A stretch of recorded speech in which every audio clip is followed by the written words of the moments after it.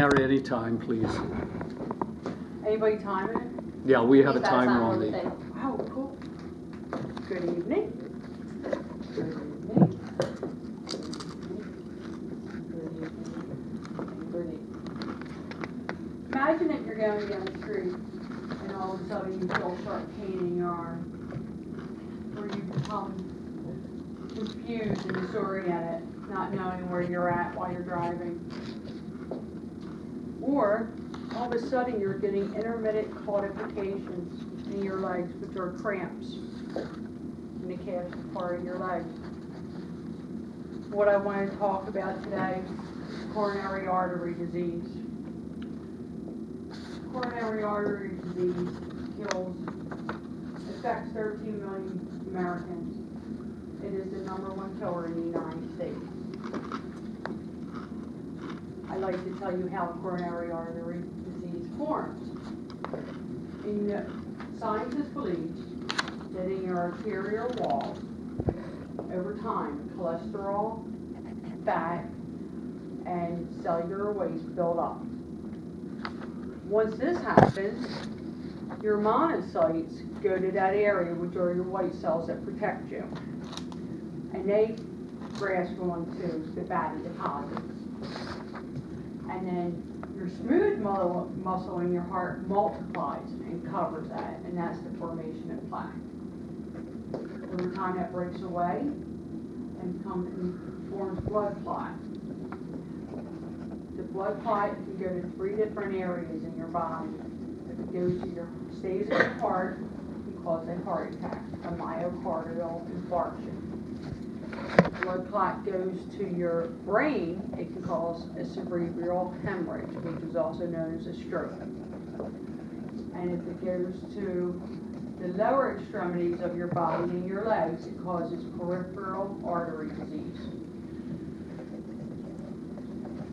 The reason that I think that I'm credible in speaking about this subject is that I currently work at the Heart Institute at Jefferson. So I see people with these types of diseases on a daily basis. Also, my father died in an early age directly from these diseases. He had several heart attacks, bypass surgery, and strokes, and continued to smoke. So, and my husband's family has a history of high cholesterol and stroke, so it's all through our family.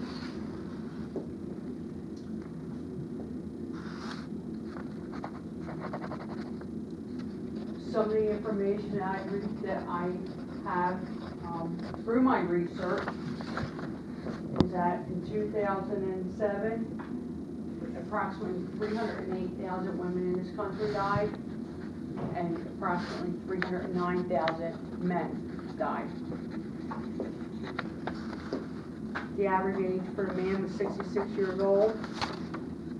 Half of the men under 68 died within 8 years. It's a median killer of women over the age of 65.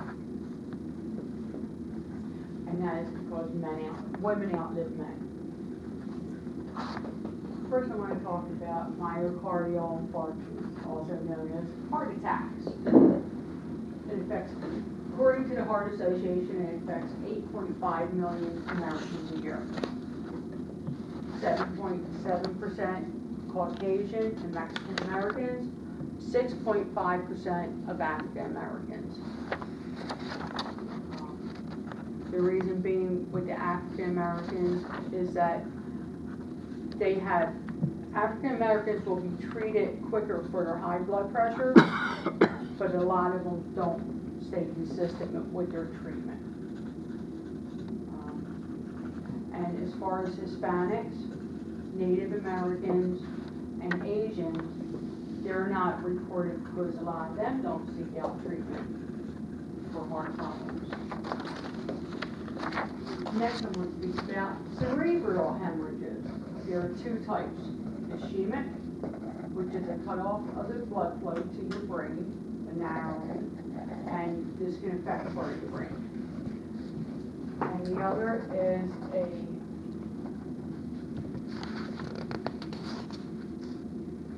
hemorrhagic stroke, which is a burst of a blood vessel in your brain, and this does kill part of your brain.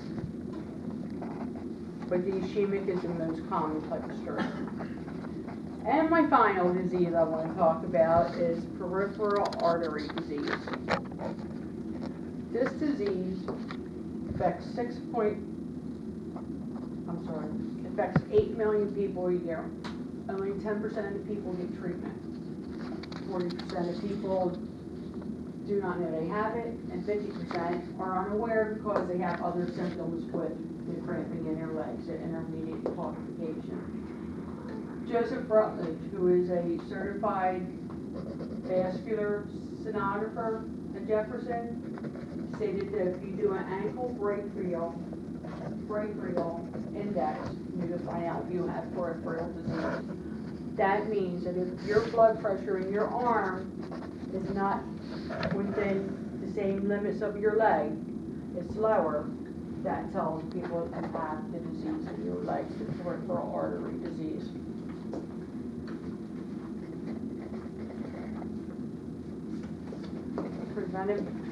The next thing I'd like to talk about is preventive measures.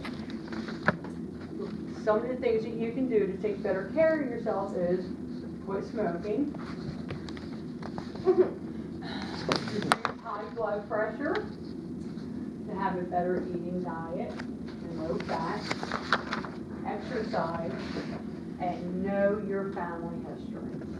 That is one of the most important things.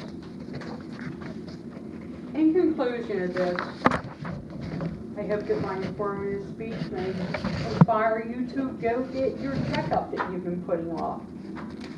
Maybe you haven't been feeling well, and you're having bouts of dizziness, or that pain in your arm and you're brushing it off that it's work. So hopefully you'll go get it checked out, and then you could be heart smart for your heart. Thank you.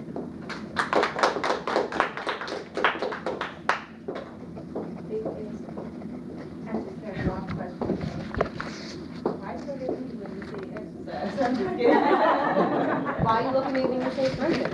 Well, you, that was intentional.